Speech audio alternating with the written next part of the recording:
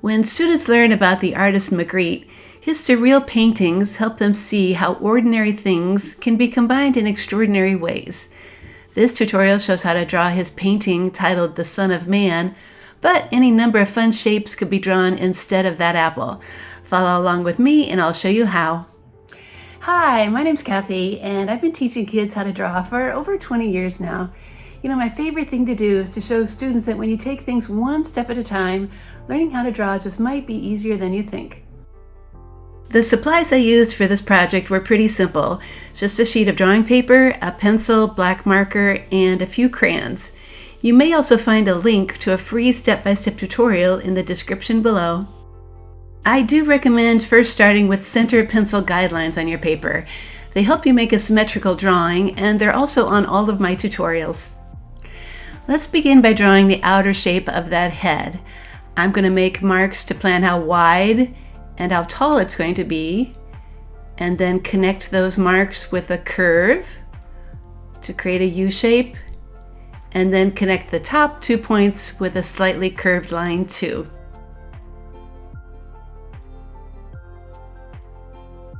When the head shape is finished, then add an ear on the right and left side.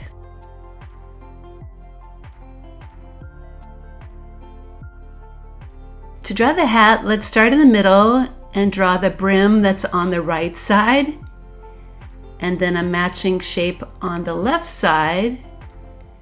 And when that's done, then draw an upside down U for the top of the hat.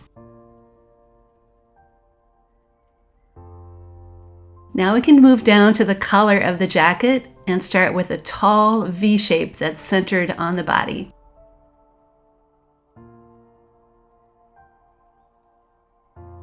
Now inside that V shape, let's make a collar that's on one side, and then draw a matching one on the other.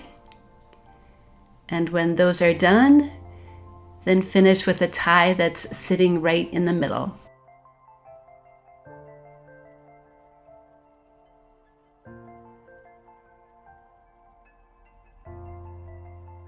We need to add a lapel to this jacket, so let's begin with one side.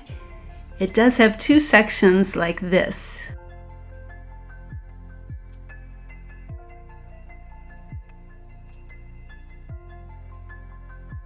When one lapel is done, then we need to draw a matching one on the other side.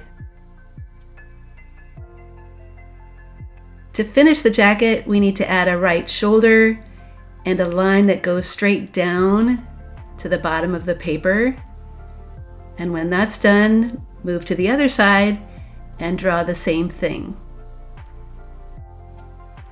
Now we just need to add a center line that goes down from that lapel down the middle of your paper, and when that's done, add two small buttons on the right side.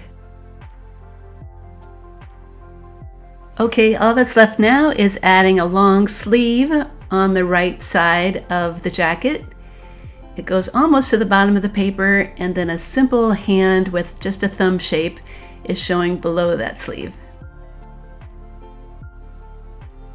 After one sleeve is done, then do your best to draw another one on the other side, making it the same width and the same length and the same size hand. Okay, the original painting has just a few details in the background. I'm going to add a brick wall with a few lines, just like the painting has. There's some water showing behind that wall, so we can add a horizon line and a few little waves for the water. And then just a couple of puffy white clouds in the sky.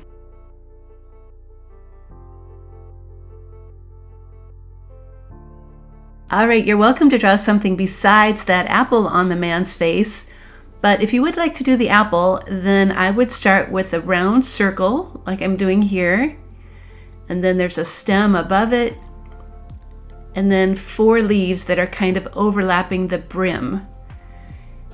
And once those leaves are in place, then I do need to erase lines that are inside so that it looks like the apple is in front.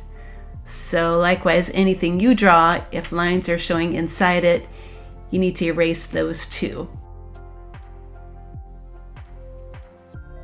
Now that those lines are cleaned up a little bit, I'm going to go back and add some details inside those leaves.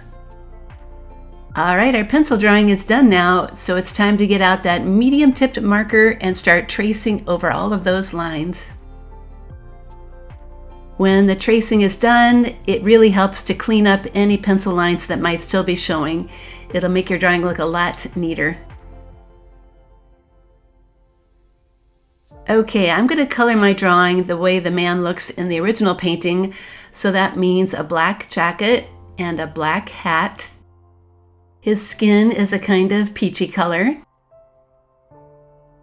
That tie is a bright red. The apple is a light yellowish green.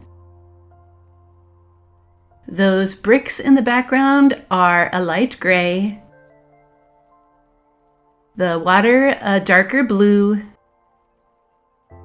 And the sky is going to be a lighter blue, so it looks different than that dark blue water. All right, it looks like our Magritte drawing is all done. I hope this project showed you how much fun it can be to mix totally unexpected things together. When you visit my website, Art Projects for Kids, you'll find more art history projects like this one for Picasso and Matisse. I hope you check those out too, and that you keep on trying out new ideas just like Magritte did.